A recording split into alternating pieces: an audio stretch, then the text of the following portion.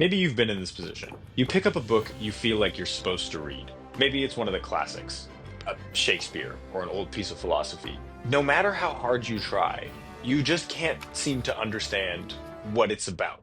You read it, you know what it's saying, but it just doesn't seem to hit like it hit for other people. If that sounds familiar, you're not alone. That basically describes my experience of reading, quote, complicated books before I found this book. Now, if you're also thinking, I don't need to read a book about how to read, I have that part covered, then fair enough. I hear you. I also had that reaction when I first came across this. But if you've been in the position we talked about a second ago, staring down a book you wish you could understand, but not knowing where to start, this is the book you need. Most people think of reading like an on-off switch. You can either do it or you can't do it. But there are actually levels to it. One level, the basic one that most people have, is reading for information. That is, you can get the basic intel out of whatever it is you're reading. And that's fine. Most of the time, that's what we need. We're walking around, we need to know bits of information. But sometimes we need to elevate our mind to a place of understanding. That's where this book comes in. It defines this kind of reading as follows: the process by which a mind with nothing to operate on but the symbols of the readable matter elevates itself by the power of its own operations. The mind passes from a state of understanding less to understanding more. The skilled operations that cause this to happen are the various acts that constitute the art of reading. And that's what it is. Reading for understanding is an art, one that's comprised of a bunch of different skills. The main one is asking good questions.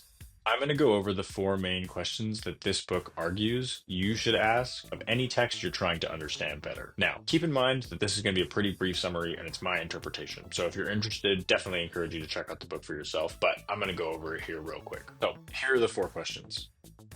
What is the book about as a whole? What is being said in detail and how? Is the book true in whole or part? And what of it? The first question helps us find the themes and topics of the book, lets us know how the author is ordering their approach to discussing that topic, and lets us know how they're trying to approach whatever it is that's important to them. In the second question, we get to discover the main ideas, assertions, arguments that comprise that author's particular message. It's the third and fourth questions where we have to start making up our own minds and bringing in our own interpretation, but we can't move on to questions 3 and 4, is the book true and what to do about it, until we've answered the first two. You have to know what is being said before you can decide whether it's true or not. But once you understand, it's important to ask what next? So what? What of it?